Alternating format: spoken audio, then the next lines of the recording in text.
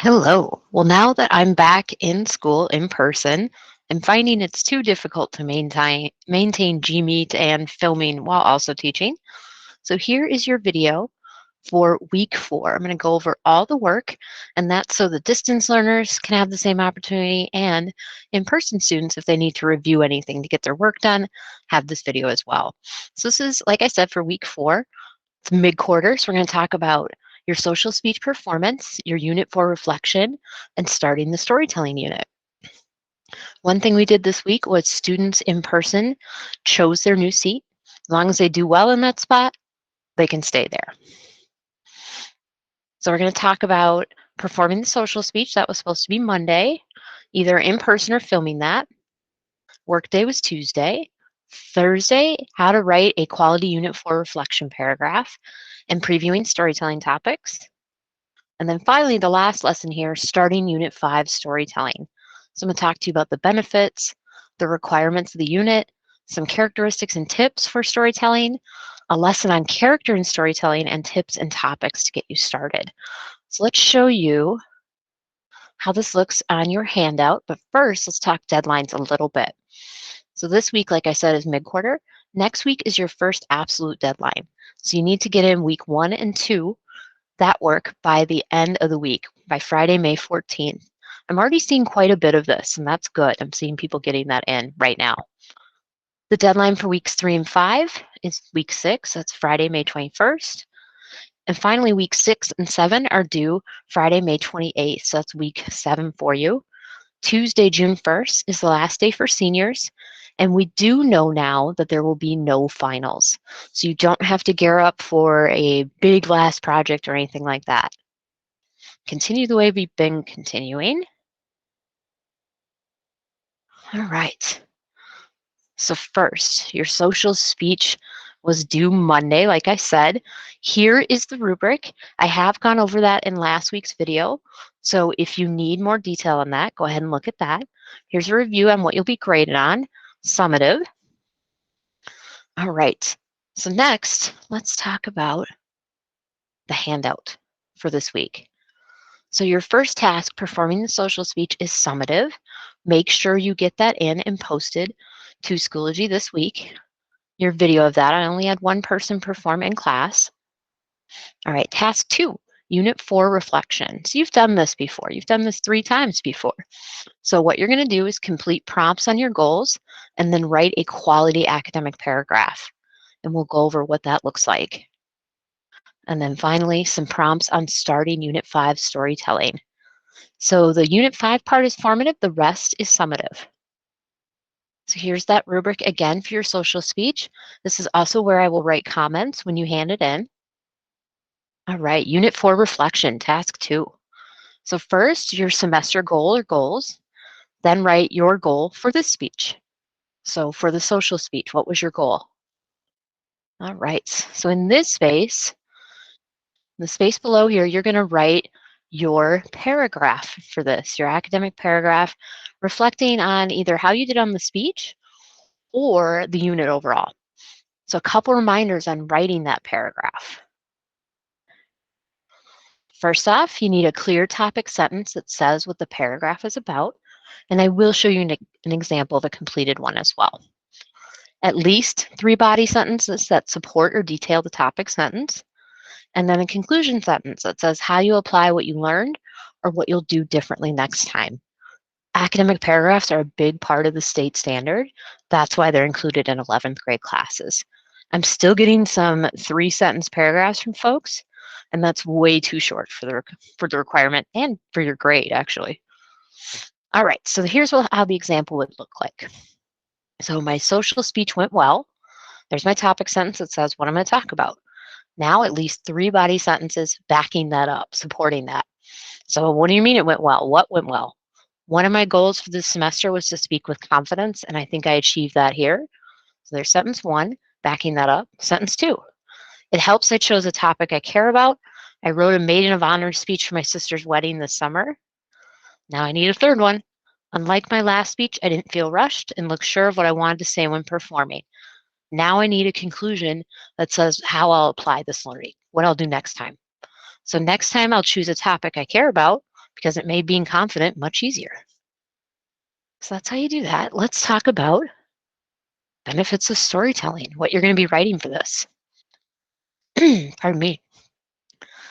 So, first, you're going to write about the benefit of storytelling you think is most important, or ask a question about storytelling benefits. Prompt B, summarize in the space below the purpose of your storytelling speech, an important detail or logistics, or ask a question about your storytelling speech. So, showing what you're learning is the goal here. Characteristics and tips. So, summarize in the space below the best tip or characteristic of storytelling. Then we have character in storytelling.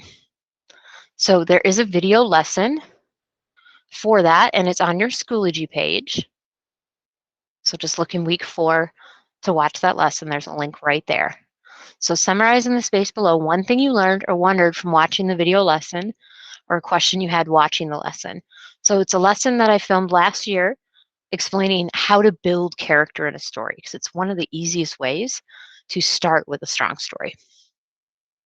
All right, and I believe this is your final prompt here. Yep. So tips and topics. Brainstorm a topic with details or several possible topics you'd like to do for your speech. So this is just you thinking out what you want to do. It is absolutely okay if by next week when we start writing it, you decide to change your topic. But here I want you to at least start thinking about it so that Monday you have a topic all ready to go. All right, so let's tell you these things first. Let's tell you benefits. So storytelling has several benefits. And if you take speech 2, you'll learn about this a little more in depth, but I wanted to touch on it a bit just to help you understand like how wonderful storytelling is across many mediums. And here's why. So first of all, advertisers, storytellers, so many people use storytelling. Often people don't think of it being in advertising, but it is. And the reason why it works is 2 main reasons. One, storytelling is accessible to everybody. You don't have to be literate to jump in and participate in a story or to understand a story. Also, most cultures use storytelling. So most audiences are going to have a storytelling background, whether they're aware of it or not. You have a storytelling background for sure. Stories are definitely prized in our culture, across the country, across different types of people. One reason, well, 2 main reasons here, why storytelling works so well is because of how it works in the brain. So there's 2 main benefits I want to tell you about as far as the brain and storytelling. The first is cortisol. And here's a picture of it for the brain to help remember it. So cortisol is often gets a bad rap as a stress hormone, but it's also a hormone that's in charge of helping with attention and memory. Cortisol decides which things are important so that we can retain them. And when we hear information through a story, we are more likely to remember it because cortisol is released during storytelling. That doesn't happen as much with straight up facts, for instance. So if you have a choice between giving people information in a storytelling format or straight up facts, go with storytelling. They're more likely to retain it and pay attention. The other brain benefit that's important to know about storytelling is a wonderful hormone called oxytocin, also known as the cuddle or hug hormone. So this is a hormone that helps us connect to other people. That's what it's for. And when you tell a story, oxytocin is not only released in the storyteller's brain, but in the audience. So when someone tells a story, we start to relate to the person telling it. We start to relate to the characters in it. We start to make those empathic or feeling connections. So 2 main benefits. There are others, but I just wanted to focus on those main 2. So storytelling isn't just for fun. It's actually an amazing way to help people remember information and to connect. So for your storytelling speech, let's talk about the requirements for you. So the goal, I believe this is the second prompt we just went over on your handout. The goal or purpose of this is primarily to entertain. It is up to you if you make it a life lesson. So your story does not have to have a moral if you don't want it to. Goal is to entertain. You get to decide tone. It can be funny, it can be serious, it can be a mix. It's also up to you if your story is true or not. I get that question quite a bit. I'm not fact checking these. Plus, it says nowhere in the grade about is this story true. Your time window is 2 to 5 minutes. Here's how I will grade your performed storytelling speech. And you're going to film these. So you get 5 points for good speed, pace, and time. Hopefully, you've noticed that's been consistent throughout the semester. It's also the case if you take speech 2. Always 5 points for space and time, or speed and time, pardon me. 15 points of this rubric you get to decide. So that's something different about this speech. 15 points of it, you decide. What do you want me to evaluate? One popular thing that happened last year was students took PV legs and broke down which ones they wanted me to do. For example, I'd have a student who wrote, okay, I want 5 points on eye contact, 5 on voice, and 5 on gestures, because those are the things I need to work on. So you get a chance in this one to decide, since we're getting toward the end here, what things do I want to focus in on and have Miss C evaluate. And just like your last speech, filler words will not be counted against your grade in this speech unless you put it as a focus in your rubric. If it's something you really want to work on and you want it graded, you absolutely can include it. So that's the requirements for your storytelling speech. Let's talk about characteristics and tips of storytelling overall. So good stories have a clear start, middle, and end. People get real frustrated if it's missing one of those components. Next week, we'll review a thing called the Strong 30, which we did this at the very first speech of the year. So this is where you start with 30 seconds memorized, real engaging. You have a clear middle so that you know where you're headed in the story. And then you end the story with either a lesson, a high note, or a funny image. If you do those 3 things, you're usually good to go. Another thing that can help is the best stories have developed characters and they're told with life. It doesn't work well if you just kind of read it at people. Now, one thing you should consider when you are building this speech is a lot of storytellers change a story a little bit as they're telling it, based either on feedback from the audience or as they're telling it, they'll remember a different detail and they decide to add it. That is absolutely okay. In fact, that's encouraged. That's what happens in real life when people are telling stories. One thing that might help you to get that feedback is to film it in front of another person. A couple of tips in writing this and performing this. First off, don't sweat the little details. So many times, and I've caught myself doing this, I see people get bogged down on a detail that's not crucial to the story. Give you an example. Sometimes people will start with, so this happened to me in 8th grade, and then they pause and go, or was it 7th? Well, my teacher was Ms. Meyer. Like, it doesn't matter. It really doesn't matter. Jump into the part that matters. Your age, typically, your exact age, when exactly this happened, isn't usually crucial. So, like I had said earlier, you are going to write this, but be open to thinking of new details and adding them as you perform. Storytelling's a little more fluid than other types of speeches. Here is where you're going to find the lesson on story or the lesson on character you need to watch to complete the other prompts. Just click on that and there's your video.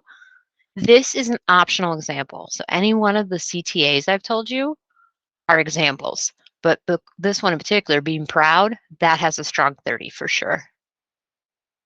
Couple more things on tips and topics. This is toward the end of your handout. Let's show you. Show and tell. So here you'll watch the character and storytelling video. And then here you're going to write your topic. You're going to start brainstorming. So let's give you info to help you do that. So one thing I hear from students a lot when they do this speech is, my life is boring. I don't have anything to write about. You don't need an interesting life to make an interesting story. A lot of the best stories I've heard are about little things. Meeting a sibling for the first time, cracking a head open, things like that. And I will give you a lot of examples of something you can do. But you don't need to have an interesting life to make an interesting story. One thing that sometimes helps students is you don't have to have just one story either. You can group a couple of little stories that are on the same topic or theme and make that your story.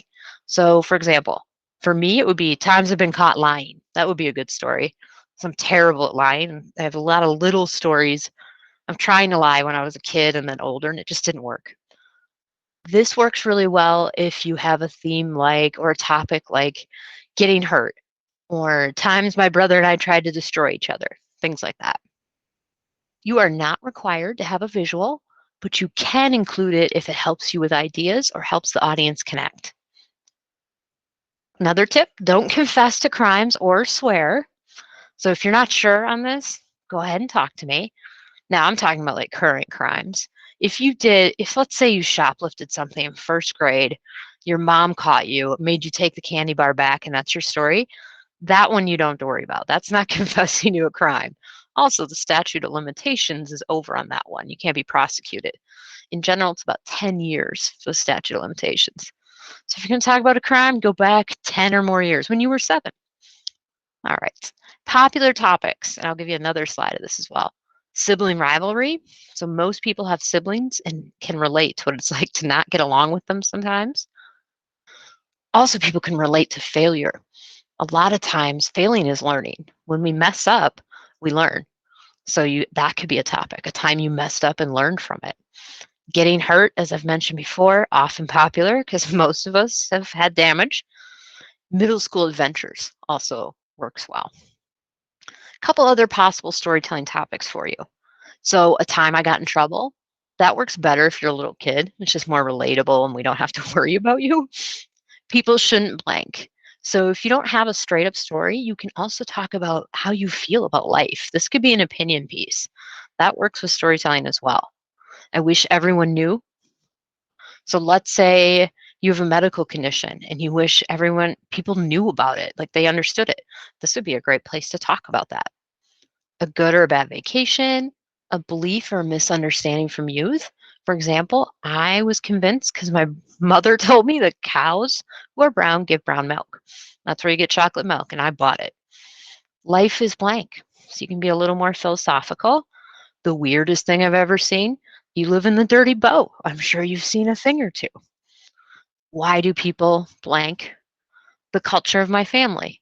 So my family, for instance, I could tell a whole story about growing up poor and Irish, or what you want to be or do when you grow up, and then straight up lesson if you wish to do it that way. So that is your work for the week. You got this. And if you have any questions, please let me know.